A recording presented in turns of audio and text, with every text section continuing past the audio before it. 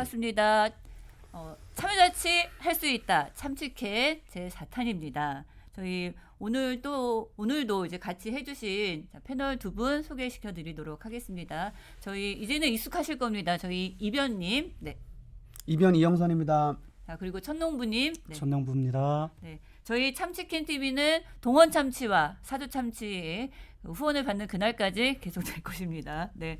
오늘은 저희가 이제 저번 시간에는 뭐 할 말 있이 없이 뭐 그다음에 찬성반대 이런 것들로 좀 진행을 해봤는데요.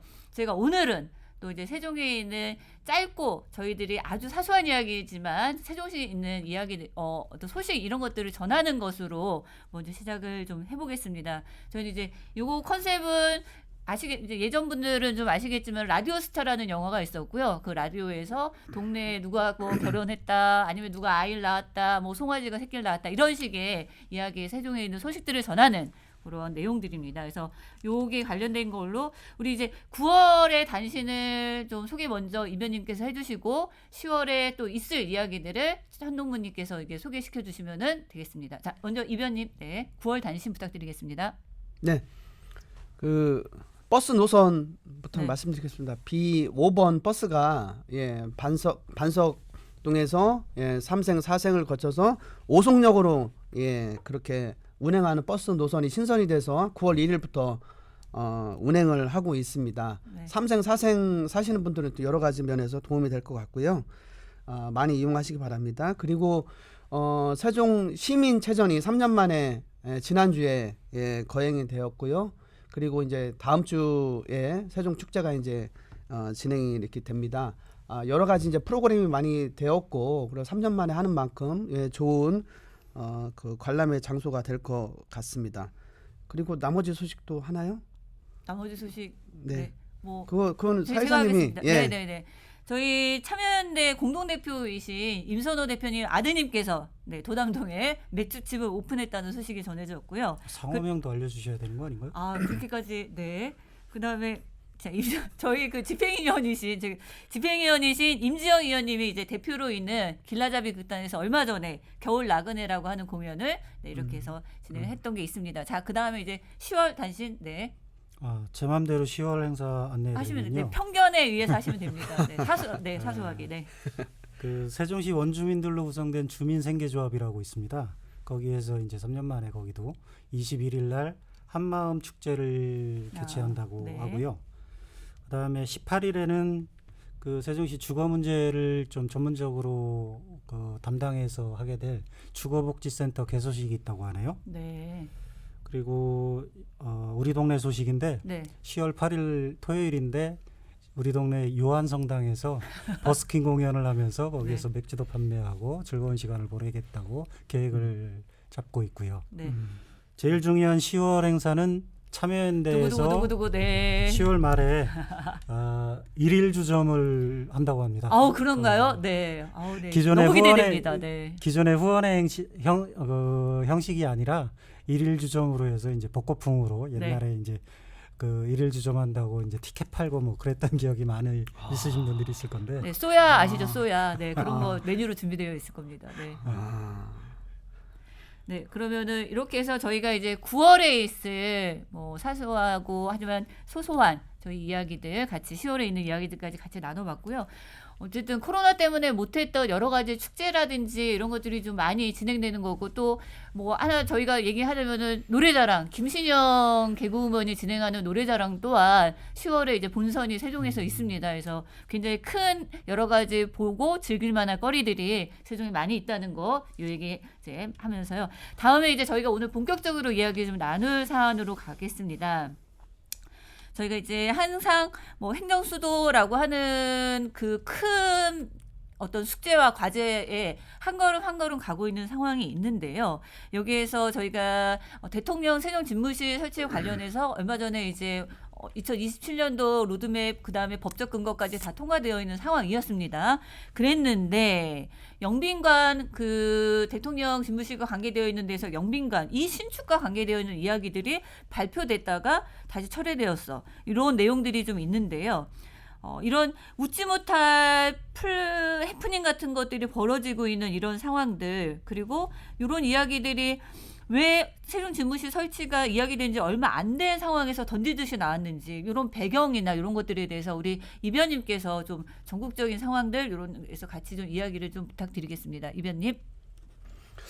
그 영빈관 신축 관련해서는 제가 볼 때는 깜깜이 추진 졸속 철회라고 네. 저는 이제 정리를 합니다. 깜깜이 추진할 때는 추진, 네. 예, 졸속 철회. 네. 네, 그렇습니다.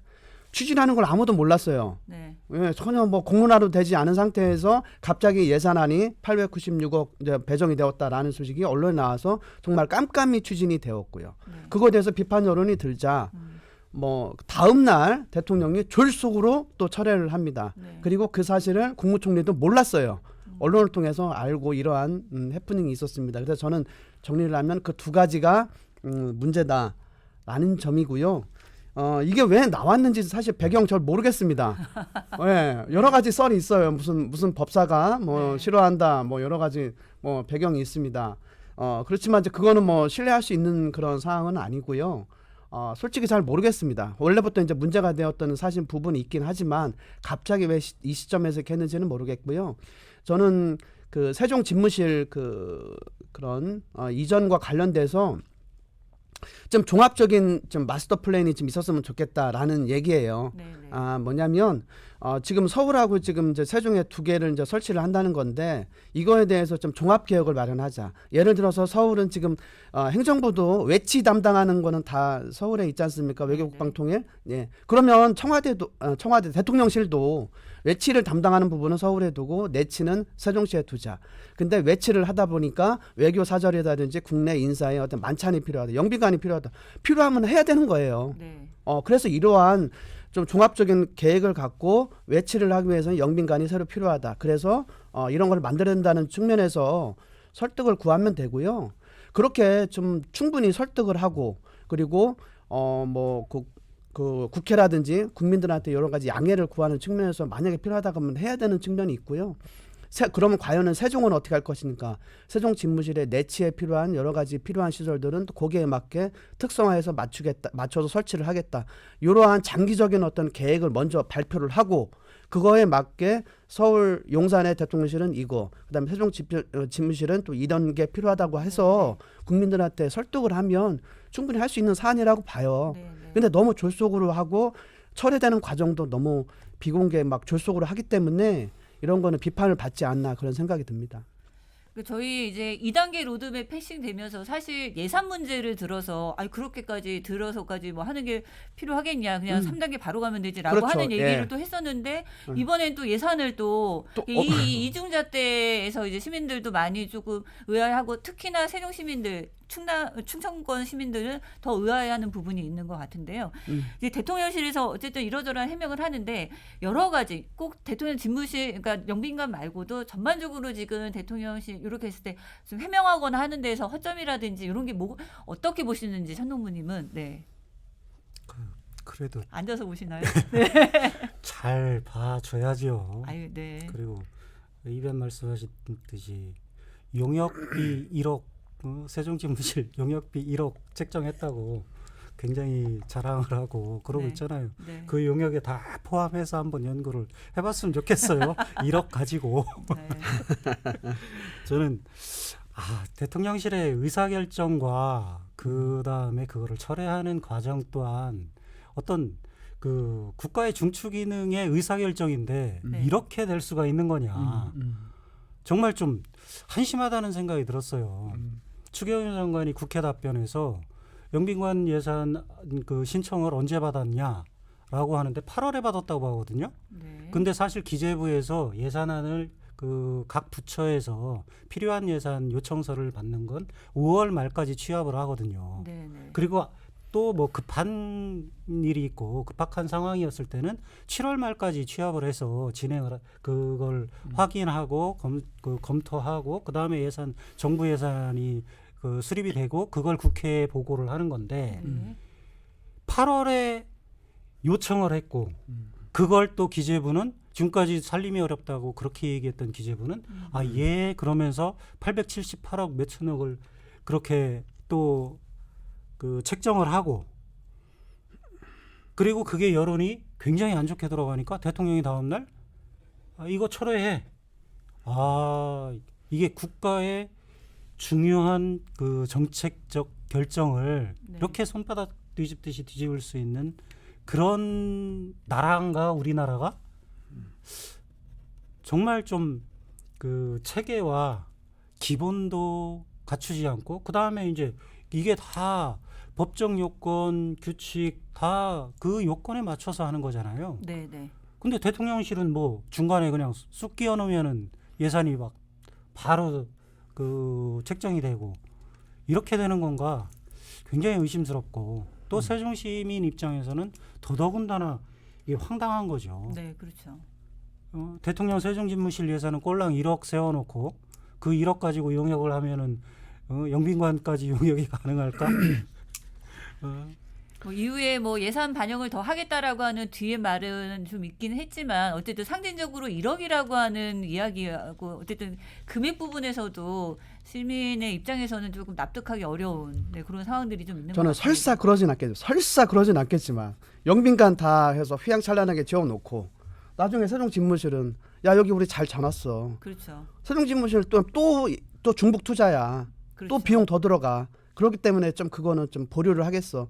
라는 말이 행여나 나오지 않을까.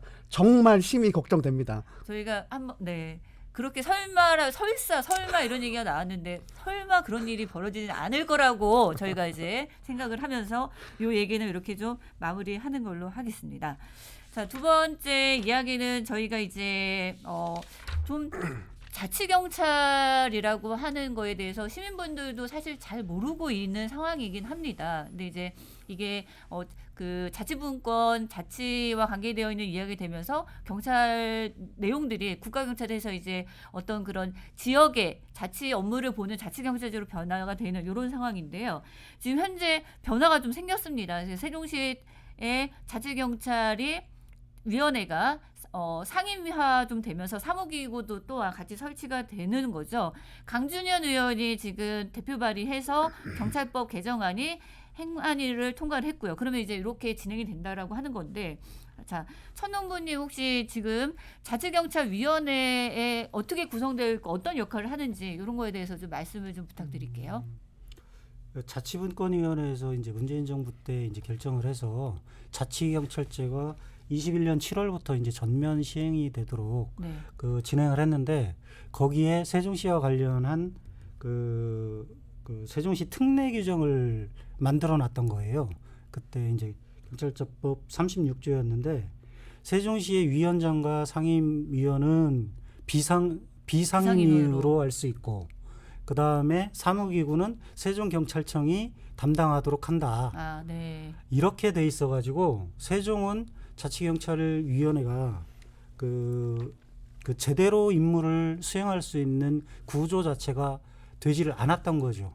아무래도 일을 제대로 상임으로 전담해서 해야 될 분들이 비상임으로 하게 되니까 월급도 안 주고 공간도 그냥 협소하게 있고 그렇게 되면 힘이 실리지 않으니까 이걸 좀 불합리하다 해서 이제 강진현 의원이 발의를 그 36조를 그 삭제하는 그 내용으로 발의를 했던 거고 이게 이제 9월 22일 날 처리가 돼서 이제 세종시도 정상적인 자치경찰위원회를 구성할 수 있도록 이제 법적 요건을 갖췄다라고 하는 거고 자치경찰위원회는 위원장 1인과 그 상임위원 7인으로 구성돼 있죠.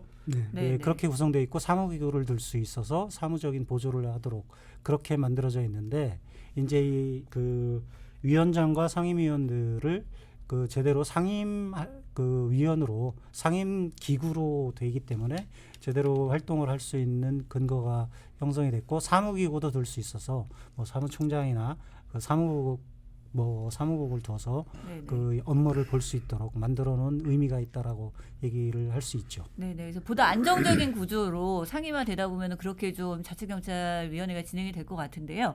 자치경찰위원회 지금 현재 어쨌든 위원장도 바뀌었습니다. 그래서 이전에 김상복 위원장에서 나승건 위원장으로 이렇게 바뀌었는데요.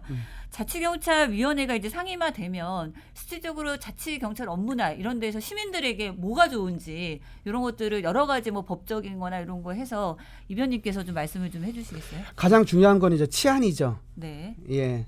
치안 측면에서 시민들한테 이제 혜택이 될 수 있다라는 걸로 결론이 이제 그렇게 될 것 같습니다. 그 경찰이 이제 경찰이 큰 업무가 이제 두 가지인데요. 치안과 이제 수사죠. 네. 예, 치안은 범죄가 없을 경우에 평온한 상태에서의 질서 유지 업무. 네. 그다음에 수사는 범죄가 생겼을 경우에 그 범인을 잡아서 처벌하는 그런 두 가지 영역이 있는데요. 자치경찰의 영역은 그 치안의 개념을 조금 더 그 지역민들하고 좀 편의적으로 네. 지역 밀착형으로 바꾸자는 게 이제 주된 취지입니다. 네. 네. 왜냐하면 치안의 문제는 꼭 경찰만 하는 게 아니거든요. 시도 많이 관여를 하거든요. 그렇죠. 예를 들어서 교통의 문제, 뭐 신호등을 설치한다, 또 표지판을 만든다, 도로를 확장한다, 이런 부분은 경찰만 하는 게 아니에요. 네. 예, 주차 단속도 시에서 다 하고 있고요. 그래서 그러한 교통 치안의 문제는 경찰과 이제 시청이 같이 담당을 했었는데, 예전에는 이 기관이 이제 분리되다 보니까 서로 이제 업무를 좀 미루게 되고, 책임자가 누구 있냐, 그것도 이제 문제가 되고, 또 하나를 뭐 신호등 보행도를 만들 때도 시청과 경찰이 다 또 협력해서 또 만들어야 되고, 두 가지 이제 기관을 통과해야 되는 그런 문제가 있었습니다. 그래서 그러한 문제들을 지역 밀착형으로 하자. 그래서 그 치안의 업무를 경찰하고 이제 시청이 같이 이제 융합하는 네. 그런 네. 형태죠. 네. 네. 수사는 여전히 이제 국가수사에서 이제 하는 그런 경우가 있고요. 시민들한테 유리한 점은 그런 치안이 원스톱이 되기 때문에 그러한 측면이 더 유리하게 이제 될 수 있다는 것이고요. 한 가지 이제 좀 그런 점은 이제 수사가 이제 분리가 이제 되다 보니까 수사의 측면에서는 신속하게 문제가 일어났을 때 국민들의 생명을 이렇게 지킬 수 있냐, 그런 문제는 있습니다. 그거는 향후에 이제 보완점인데요. 일단은 세종시민들한테는 그 어떤 치안의 문제, 이런 부분들은 훨씬 더 이제 많은 혜택이 주어질 것이라고 보여집니다. 뭐 최근에 어쨌든 사회적으로 큰 문제가 되어 있는 여러 가지 사건 사고들이 있었는데요. 그래서 뭐 신당동 역 사건이나 이런 것들 봤을 때 시민들이 좀 불안해하지 않는, 그래서 지역에서 정말 치안 업무 뭐 보니까 이제 교통부터 이제 시작하겠다고 얼마 전에 기사도 났던데, 그런 저희 세종시의 어떤 자치경찰위원회의 좀 본 모습을 저희가 좀 기대를 하면서, 오늘은 또 저희 네 번째 참치캔은 여기서 좀 마치는 걸로 하겠습니다. 다시 한번 말씀드리지만 참치캔 TV는 참여자치 할 수 있는 거고요. 저희는 동원 참치와 사조 참치의 후원이 있는 그날까지 계속될 예정입니다. 저희 인사를 오늘은 사용하지 않았는데 이번에는요, 저희 팻말 이렇게 좀 해서 이거 같이 이렇게 부채 이렇게 흔들어 주시면서 네 이렇게 인사를 좀 이렇게 네, 와 이렇게 해서 끝내주시면 감사하겠습니다. 네, 네. 같이 이렇게 해주세요. 네, 네. 마치겠습니다. 네, 감사합니다. 네, 감사합니다. 네, 와. 네, 일일 조정 화이팅. 감사합니다.